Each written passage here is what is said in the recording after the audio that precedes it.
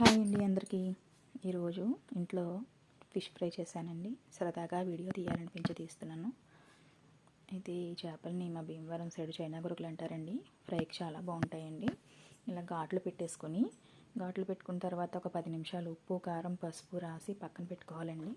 పక్కన పెట్టుకున్న తర్వాత ఇలా బ్రౌన్ మంచి గోల్డెన్ కలర్ వచ్చే వరకు వేయించుకోవాలి. ఇలా వేయించుకున్న తర్వాత కొంచెం పచ్చిమిరపకాయలు అలాగే ఉల్లిపాయ ముక్కలు కొత్తిమీర అన్నీ వేసుకొని ఒక 10 నిమిషాలు బాగా మగ్గనివ్వాలండి. తర్వాత కొద్దిగా ఉప్పు పసుపు కారం అన్నీ వేసుకోవాలి.